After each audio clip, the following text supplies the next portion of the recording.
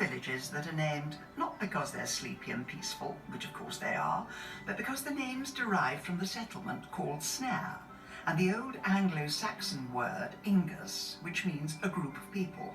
So, Snoring is the settlement belonging to the people of Snare. Today, they're tranquil villages set amongst leafy lanes, where the only disturbance might be the rumble of a tractor. But 70 years ago, it was rather a different sound you would have heard. During the Second World War, the airfield at Little Snoring was part of a vital network of airfields in East Anglia defending Britain. By the end of the war, Norfolk had some 37 major military airfields. The author of my guide said, "There are not many places in the eastern counties from which one can really look down on the world." Well, there is one way.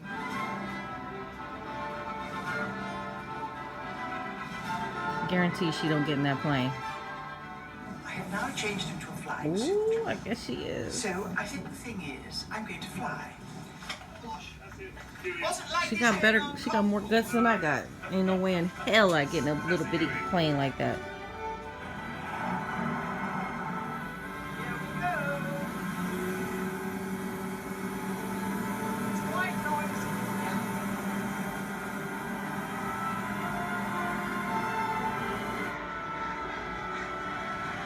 And no helmet?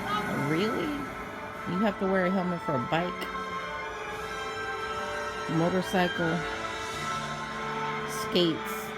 But you get in the plane with no helmet. Okay, I got it. I get it. You can Plane see like for that. miles. Tiny villages and hamlets tucked in between the vast fields.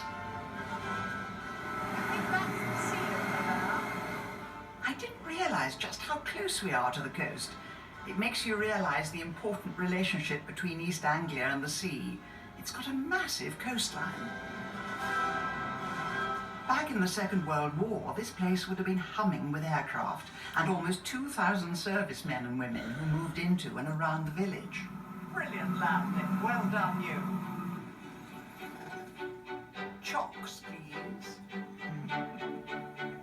Today, only part of the old runway remains, and the bombers are long gone. But Little Snoring's wonderful aeronautical heritage is undergoing a revival. That lovely little yellow plane is called a Sherwood Ranger and is made right here on the airfield. The workshop is run by Paul Henry Smith. Are you a Little Snoring resident? I'm a Little Snoring resident, and as the crow flies, I live about 400 metres away from the airfield. So how many people do you employ here? 10. Are they local? They're all local. Most villages, it seems to me, the young leave because there isn't the employment. I think you're quite right, yes. We took on our first apprentice, Jerome, who was actually our paper boy. Jerome swapped his paper round for building planes 4 years ago. It's great to have a job in the village where I grew up, but it's actually keeping people in the area rather than going far afield to get a job, which is good for the community and all round. Bradley is another local boy, flying the flag for Little Snoring's aeronautical tradition. When I see something that I created fly in the sky, it is one of the best feelings in the world. It's just amazing. You get it from in raw material and you see it all the way through. It's just amazing. We produce this completely here in Little Snoring. In Little Snoring. Yeah. And does it say Little Snoring somewhere on it? Unfortunately, Oh, it I wish doesn't. it would. It probably does on the invoice. Oh, yes. Oh, well, that's all right. As long as Oh, everyone knows yeah. there's a place called Little Snoring. Village life survives through custom and tradition. So it's great to know that Paul and his band of happy locals are rekindling Little Snoring's proud legacy of flying. It shows that rural traditions are really worth fighting for. Do you know, take this vow to honour all the time.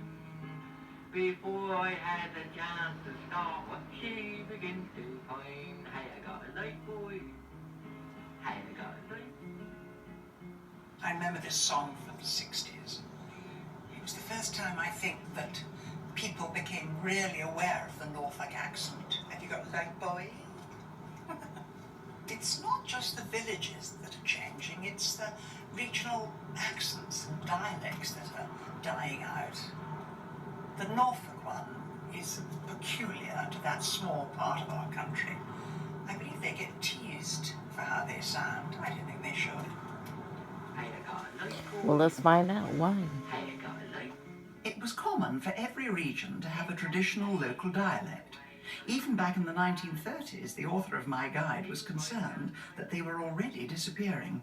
Education and the BBC have done much to turn dialect speech into bastard Cockney. I do not rejoice in it, for the bastard Cockney is an infinitely worse jargon than which it replaces. A man ought to speak either pure, unaffected and correct English, or an honest-to-God dialect. Well, they be Quite hating the right. hell out of Americans. And Now, I've rarely been cast as a rustic local, but maybe there's still hope. I've come to meet a man who might be able to help me. Good afternoon together. My name is Ted Peachman. I'm the chairman of the Friends of Norfolk Dialect. And I'm going to read to you now a poem what I writ, and that's called He Couldn't Get Nothing Right. Old Ted, he was a gardener. He loved his garden dear. But when them pests descended, cool blastboard did he swear. I can understand his English, but I couldn't understand a few of the people in London's English. I needed a translator. I could not understand what they were The saying. next year Ted got angry. He just sat down and cried. He let that go to wilderness and called that set aside. Bravo!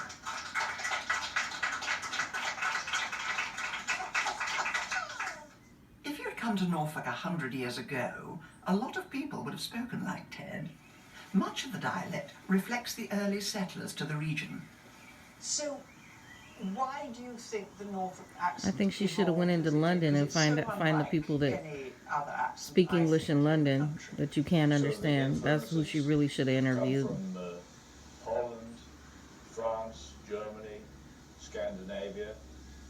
In fact, there's one particular word which they use in Holland, just the same, a word called dweil, D-W-I-L-E, and that means a floor cloth.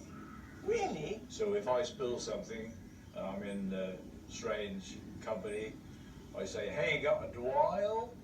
And they have no idea what it means, a floor cloth. And it's the same in Dutch. In Dutch, yeah. How extraordinary. It's fascinating to think that this is the same throughout the country. So much of our language comes from the people who invaded us or traded with us. And I'd love to get you to have a go at some of this stuff. You want me to have a bash at a Norfolk accent? That's right, I do. Yeah. Gosh. Will you have a look at that? We're now going home. We're now going home. We're now going home. We're now going home. That's not too bad the second time. Oh, good. Good. I try to be a good pupil. What's here doing on the roof? What's here doing on the roof? Excellent, excellent. There's a great old push. There's a great old push on his neck. And what's that? It's a boil. Yes, isn't it funny? They don't do boils anymore. No. And what we are doing here, we're not having a chat, we're having a marvel. A marvel. I've heard Yeah. that before. Yeah. So, am I a reasonable pupil? Very good. But I need more practice. Yes. Right. Like every day.